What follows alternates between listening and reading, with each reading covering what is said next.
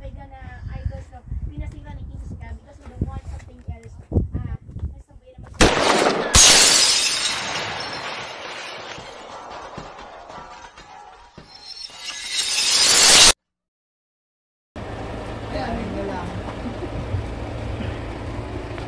ang pagod na ang mga tao.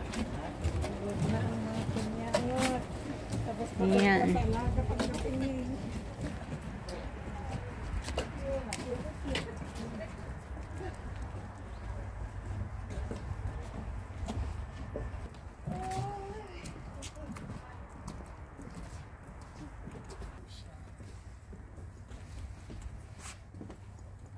Yung inalayan ni Abraham nung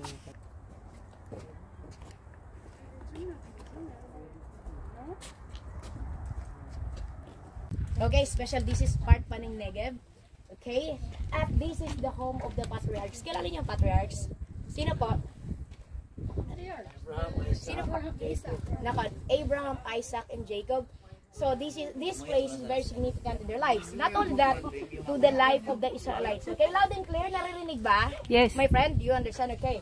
Now, let's continue. And this is one of the famous cities, especially in the Old Testament. So we're talking again the book of Genesis, okay, in relation to the life of Abraham, Isaac, and Jacob. Okay? So, now, not only that, this place is a World UNESCO Heritage Site. Okay? And why? Because as you can see, some relics or ruins, when you tell, ruins that was left before during the Roman time. So, this is a fortress and you can see how the Romans lived before. That's why there are some compartments, as long as you explore inside, mayroon silang bathhouse dyan. You can find bathhouse, you can have some ornaments area, you can have some relics during the palace, paano yung design ng palace. So you can have, may mga ano dyan, may mga pangalan we can read later as we explore. Okay? And not only that, okay? And this place, nasaan na ba tao? This is very significant, especially in the life of Abraham. And not only that, there are a lot of affirmations na naganap dito. So first, we'll be having the story of Abraham, okay? Para sa inyo, para nang sa gayon, malamig bakit Beersheba. Okay, from the word bear and Sheba. So bear, alam niyo bear? Yung nakakasi, yun ang yung sinasabi ko. Yung bear. And Sheba, that is a Hebrew word na ang 7x7. Okay, so you can find in this wonderful place not only 7, but during the time of the son of Abraham, you can find also additional wells. But right now, the 7 wells were including this one, originally was dug by Abraham. That's why it was called Abraham's well, okay? And why 7? So we'll be having the Bible passage reference for you to be able to understand why it was called Beersheba Hotel Beersheba. Okay, so let's read. Okay, so behind this, not only this, of course, the entrance, napansin nyo kanina yung altar horn, yung 4 altar horn, kasama yan sa mga significant. Mamaya pag-uusapan natin. But we'll read Genesis chapter, saan yung reference ko? Bakit yan? Nag-jump na ako. Chapter 12, nagbalik ka din reference ko. Okay? So, let's read Genesis chapter 12. It is all about Abraham. Sabi dito, mabilis lang po, no? So, verse 1 until 8. Sabi dito, the Lord said to Abram pa siya noon, and then na-convert lang into Abraham, okay? Pinalitan. So, leave your, ang hirap na nang bubasa. Okay, leave your country, your family, and your relatives, and go to the land that I will show you. So take note from, saan siya nanggaling? Taga saan si Abraham? Taga Iraq. Nako! Taga Babylon. Okay, at sabi ng Panginoon, umalis ka dyan, pumunta ka sa aking bayan na siya na aking ituturo. Okay, ano sabi dito? Let's continue. I will bless you and make your descendants into nations, okay, into great nations, and you will become famous and be a blessing to others. So, if you leave this country, so I'm gonna make you a great nations. At not only that, you will become famous. Kaya, mapansin nyo, ang isa ay very famous. Nakon? Yes. So, right now. And let's continue. I will bless anyone who blesses you. Take that this is the most significant thing, especially in the life of Abraham. Sabi dito, ng Diyos, sa kanila, I will bless anyone who blesses you, but I will put a curse on anyone who puts a curse on you. Sabi ng Diyos kay Abraham, kapag sino man ang magpapala sa inyo, o bigyan kayo ng pagpapalain kasi ibig sabihin, it's a deal not with you and Abraham, but it's a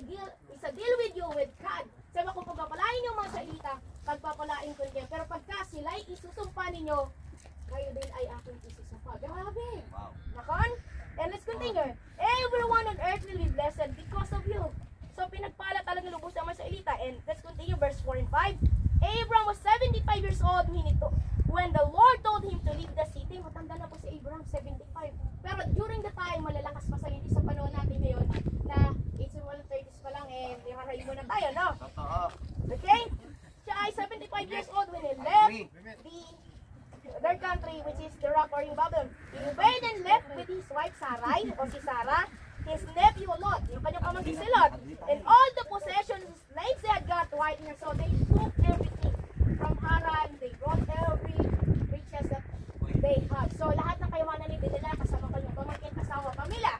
Not only that, ibang lesson po ito. So when they came to the land of Canaan, so this is the land of Canaan before it became Israel, okay?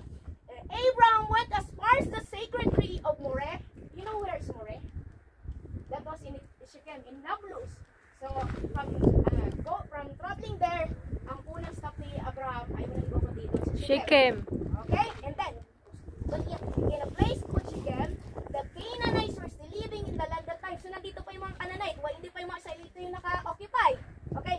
But the Lord appeared to Abraham and promised, I will give this land to your family forever. And Abraham then built an altar there for the Lord. So take note, the Lord spoke to Abraham and told him that I will give this land to you and to your descendants. That's why, nung marinig ito, or malaman ni Abraham ito, nagtayo siya ng altar doon sa Shechem. Kaya pagka pupunta kayo sa Elon More, I think si Ate Sally, nakarating na siya doon. Yes. So, tawag dito, you have to come, you have to visit. Bakit? Kasi mahalaga yun. Lalo po ng first stop ni Abraham mula sa kanyang pinanggalingan papasok dito sa lupain ng Canaan. Let's continue. Okay? Abraham traveled to the hill country east of Bethel, okay? Bethel, doon yun, pauna tayo. And camped between Bethel and Ai, where he built another altar and worshipped the Lord. And later, Abraham started out towards the southern desert. So dito po yung napili ni Abraham. That's why this is very significant. Yung southern desert, including this one, Negev, or Tel Beersheba, sa Negev, nasa south tayo. Kaya, mahalaga itong bagay na ito kay Abraham. And let's continue, okay? Pero pakasunod yan. Okay. Let's continue, no? Sa Genesis chapter 13, mag-jump po tayo. So, after that, so, naghiwalay ito si Abraham at si Lot. So, ano pa? Ang napili ni Abraham to stay here, and Lot chooses the valley plains. Kung nakapunta ka sa Dead Sea, that is valley plains of Pentapos na tinatawag. At dito na nirahan si Abraham. Bakit? Naghiwalay sila because they cannot occupy the riches. Kumbaga, meron pong git-gita sa pagitan ng kanyang pamangkin at Abraham. Kaya nag-decide silang maghiwalay. Sabi ako, pipiliin mo sa kaliwa, pipiliin ko naman sa kanan. Kasi nga, hindi na kayang i-accommodate tayo. Mas sobrang yaman na ikaka. So, para hindi magkaroon ng git-gita at away nitong mga kanilang servants, so nag-decide itong magsuhi na maghiwalay. Ay, wag lang tayo. Sorry. Pagkatapos, ang napili ni Abraham, tuloy natin Genesis chapter 13, verse 14, okay? Hanggang 18. After Abraham and Lot had gone their separate ways, the Lord said to Abraham, this is more command, okay? How to listen. Look around to the north, sun and north. We have Golan Heights. South, we are in the southern part. East and west, and I will give you and your family all the land you can see. It will be theirs forever, and I will give you more descendants that there are specks of dust on the earth. And someday, it will be easier to count the specks of dust than to count your descendants. Grabe, sabi niya, bibigyan ko lahat yan. At sobrang pa sa iyong salilahin. So, yung pagpapala, yung promise ng Diyos ay narito kay Abraham. Okay? And, may reason kung bakit nagkaroon ng compromise ang Panginoong Jesucristo kay Abraham. Okay? Now, walk back and forth across the land because I am giving it to you. And Abraham took down his tents and went to live near the sacred Mount of Hebron. So, tumira si Abraham sa Hebron. Sayang, hindi natin napunta sa punta nyo. Nandun yung libingan nila, Abraham nila, Isaac, Jacob, kasama ng mga asawa nila. Hindi asawa ninyo. Asawa nila, okay? And then, Abraham took his tents and went to live near the sacred trees of Mamre at Hebron, for he built an altar in honor of the Lord. So, grabe yung pagpapala. Sabi niya, kung kayo'y pagpapalain at pagpapalain din ganyan, di ba? Pagpapalain ko sila, pagkasusumpahin kayo. Susumpa ko rin kayo. Now, let's continue to the highlights. Bakit Abraham? Abraham's well na tinatawag. So, para hindi na tayo tumagal. So, ito yung highlight natin, itong well sa likod ko. At dito, this is the first affirmation of God to Abraham, okay, ay narito sa lugar na to. Especially, itong well na to ay mahalaga. Bakit? So, take note, this is a 70 meters deep. Itong, itong well, 70 meters deep and 50 meters lower. Pero don't jump, okay? Later, when you try to take pictures. And And not only that, kasama ng ano tsaka itong well, okay? So, ito pong dahil Beersheba, ang ibig sabihin po niyan ay wall of oaths or 7 walls or 7 wells. Beersheba, tulad nagbigay ng sacrifices ito si Abraham kay Abimelech. Bakit? Kasi meron silang gitgitan, yung mga alipin or yung mga utosan nito ni Abimelech, okay? Ang ginawa nila, gusto nila kunin na ang pinaghirapan ni Abraham. So, itong wells na to originate, Abraham dug or dig these wells. Kaya, para hindi ito maputa kila Abimelech at makuha ito ng mga servant ng mga utosan niya, ang ginawa ni Abraham, nag-offer siya, nagbigay siya ng sacrifice. So, 7 Well, use na. Kaya tinatawag natin Beersheba or the wall of the oath or 7 wells na tinatawag or the wells of the 7 lamps na bilang tanda na siya talaga ang kumukay ng balong ito. At hindi lang yan, meron pang iba magkakaiwalay na lugar. And not only that, pagdating sa anak naman ni Abraham, okay? Pagdating naman siya sa anak ni Abraham, naulit naman yung affirmation. Sa panahon ni Isaac, nagkaroon din ng ganitong situation and they made also a offering para manatili ito sa kamay. So, you see, kaya si Abraham that time, siguro dahil tagang malaki ang pagod niya, hirap niya. Tapos, syempre, ang init pa yung location sa yung geography, tingnan nyo, ang hirap to. And wala kang source of water, napakahirap, lalo't mainit sa desyerto. Kaya hindi siguro pumayag na time si Abraham na mapunta ito kay Abimelech. Okay, kaya nagbigay sila ng peace offering para merong katibayan na talagang pagmamayari niya. Ito siya ang kumukay mismo. Kaya ito yung ating highlights na pupuntahan dito. Kaya wala na tubig ngayon ha. Naubos na, dry siya. Okay? Okay, wala na tubig. And, tawag dito, yun ang rason bakit tayo narito ipinangalan kay Abraham because he is the author and the dagger or the digger of his well. Kaya Abraham sa Hotel Beersheba is because of the sacrifices, offerings to Abimelech concerning para mapanatili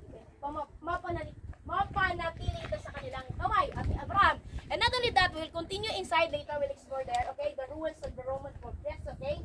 So, matanda na po yan at marami ng particles ang natibag, so pwede na na-explore, akyat tayo hanggang tower and then we'll go inside the tunnel later on.